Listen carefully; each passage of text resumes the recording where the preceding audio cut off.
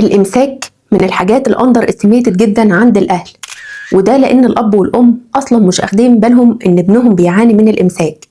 هو نفسه مش فاهم إن ده إمساك، مجرد حاسس وبيشتكي إن عنده مغص في بطنه أو فقدان شهية. في الفيديو ده هنتكلم عن إمتى نقول إن الطفل عنده إمساك، إيه الفرق ما بين الطبيعي والإمساك في كل سن، إيه أسباب الإمساك وإزاي نوصل للتشخيص، وأهم حاجة خطة العلاج كاملة بالتفصيل.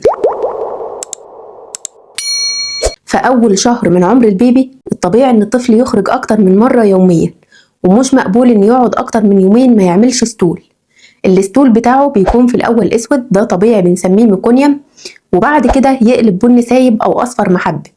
فلو اتأخر في إخراج البراز الأسود ده عن أول 48 ساعة، أو قعد أكتر من يومين في أول شهر ما يعملش براز أو بيعمل براز ناشف، ده كده إمساك.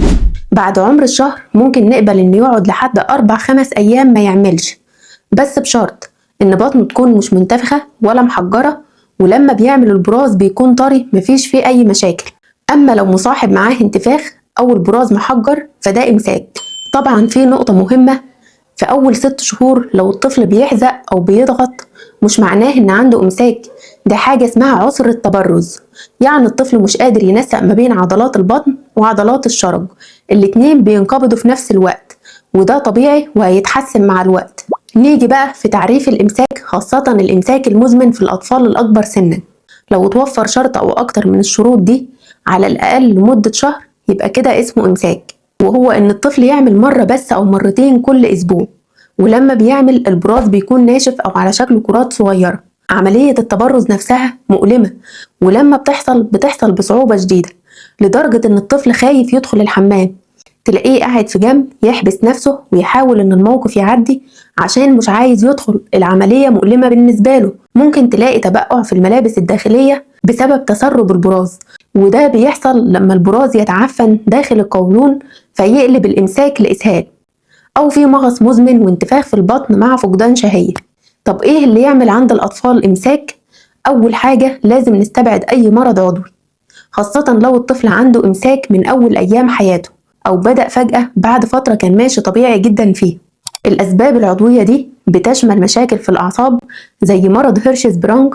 المرض ده الأعصاب مش واصلة للمستقيم ومنطقة الشرج، وبالتالي ما بتحسش بوصول البراز ليها فما بتفتحش، وبالتالي الطفل ما يعملش عملية التبرز. أو مشكلة في الحبل الشوكي لا قدر الله، أو مشكلة في عضلات البطن زي سبحان الله في متلازمة الطفل بينزل من غير عضلات للبطن أصلا.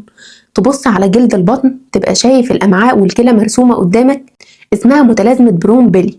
أو وجود أي مشكلة تانية عاملة ضعف في العضلات، أو حساسية ألبان. أوقات حساسية الألبان بيكون من أعراضها إمساك صعب جدا عند الأطفال الرضع، خاصة لو استبعدنا كل حاجة يبقى لازم نشك في حساسية الألبان. كمان نقص فيتامين د، وده بنشوفه مع حالات لين العظام، بيبقى عندهم ضعف في العضلات بيعمل لهم إمساك. أو مشاكل في الغدد، الأطفال اللي بيبقى عندهم نقص في الغدة الدرقية بيعانوا من الإمساك، خاصة لو الطفل ده نموه قليل ووزنه قليل. لازم نستبعد مشكلة الغدة الدرقية ومشكلة حساسية القمح اللي هي مرض السيلياك، أو مشكلة انسداد الأمعاء، خاصة لو الموضوع حصل فجأة وكان مصاحب معاه انتفاخ أو ترجيع.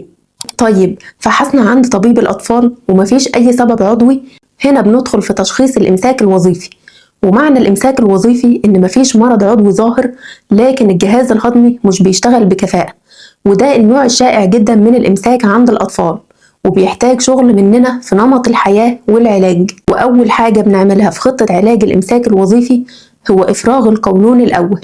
لازم نعدل الأكل والشرب، نقلل سكريات ورز وعيش ومكرونة، ونزود ألياف، خاصة الألياف الموجودة في المشمش، الكمثرى، البرقوق والقراصية والبطيخ، ونشرب مية كتير. بس لازم نفرغ القولون الأول ونمشي فترة على ملينات نهيئ فيها القولون وندربه شوية شوية عشان مشكلة الإمساك والمغص ما تحصلش تاني. طب هنفرغ القولون إزاي؟ حاجة من اتنين، يا إما استخدام لبوس جليسرين تحاميل عن طريق فتحة الشرج لمدة يومين، مع استخدام الملين عن طريق الفم بكميات كبيرة بس محسوبة على وزن وحالة الطفل. فلما تلاقي الدكتور يقولك هناخد 15 ولا 20 سنتي كل 12 ساعة ما تتخضيش، لأن هو ده الصح. والبديل هو استخدام الحقنة الشرجية.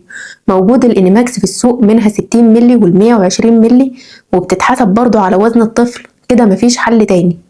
خطوة إفراغ القولون مهمة جدا وبتريح الطفل بشكل خيالي. وبعد كده بنكمل بس على ملين الفم من نوع لاكتيلوز أو دوفلاك. ممكن نستمر في الخطوة دي شهر أو 2 مع السحب التدريجي، وعلى حسب استجابة الطفل بنسحب قد إيه أو نوقف السحب ونكمل على جرعة معينة كمان شهر أو 2. الأهم ما نوقفش فجأة عشان ما يحصلش انتكاسة ونرجع نبدأ من الأول تاني.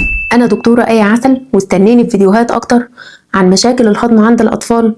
أشوفك في الفيديو الجاي إن شاء الله.